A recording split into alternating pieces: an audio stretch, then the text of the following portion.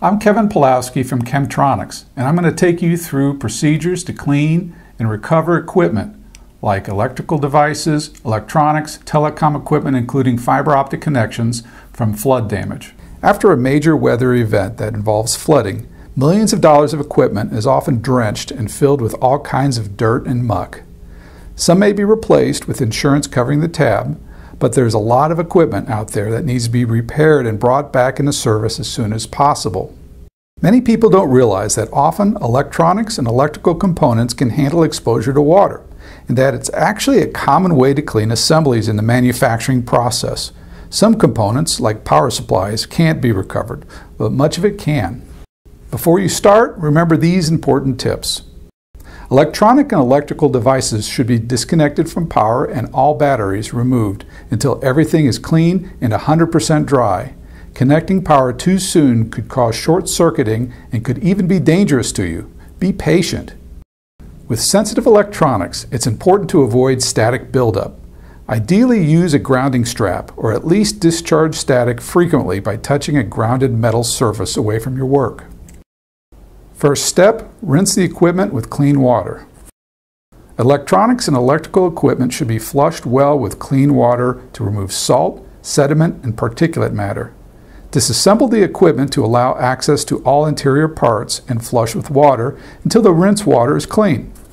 If possible, dip the equipment into a drum or a tank of clean water and agitate to dislodge trapped contaminants. After the equipment has been rinsed thoroughly, stand it on end and allow it to drain. If clean water is not available, flush assembly with Flex-Off water-soluble cleaner. To speed up the drying process, use Ultrajet Duster. The high pressure of the Ultrajet Duster performs as a portable compressor to effectively dry excess moisture and solvent. It's especially useful for getting water out of tight crevices, recesses, and from underneath components. Step 2. Remove remaining oil, grease, sludge, and other contaminants.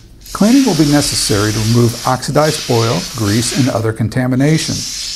Most contacts and connectors contain sensitive plastics that will be destroyed using heavy degreasing products. For plastic-safe precision cleaning, remove the remaining contaminants with Electrowash PX. For heavy-duty non-flammable degreasing, use Electrowash VZ. Where removal of caked-on grease, sludge, and other contamination is required, and sensitive plastics aren't a concern, MaxClean Tri-V is used to remove debris and contamination. Spray the equipment thoroughly or dip the equipment in a solvent and agitate while it's submerged.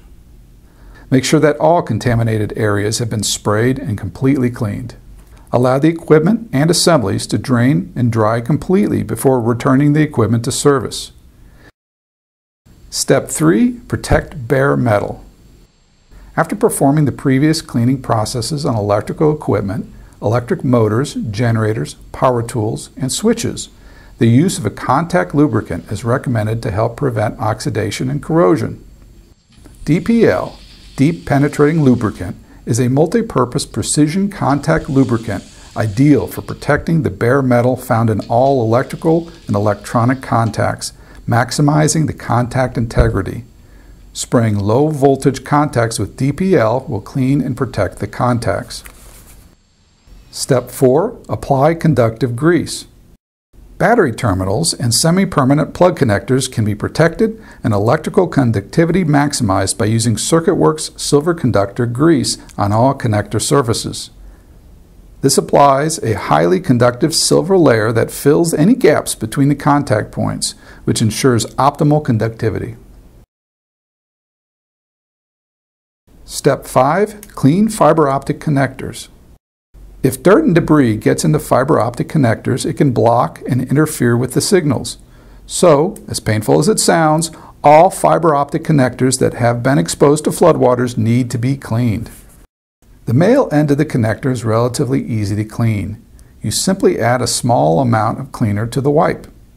I'm using the FiberWash MX pen, which gives you real precise control of the solvent application, and QBE wipes. QBE wipes have a soft platen which has just the right amount of give to clean the entire end face. The same technique can be used with our clear connection tool by saturating the tool tip, attaching the adapter, inserting the ferrule, and clicking the tool. The click advances the white material from wet to dry. Remember to clean around the ceramic barrel of the ferrule with a swab. This prevents contamination from migrating back onto the end face. Cleaning recessed or backplane connectors is a bit trickier. Our clear connection tool is the easiest and fastest method. Remove the adapter, saturate the tool's tip, and click to advance the white material.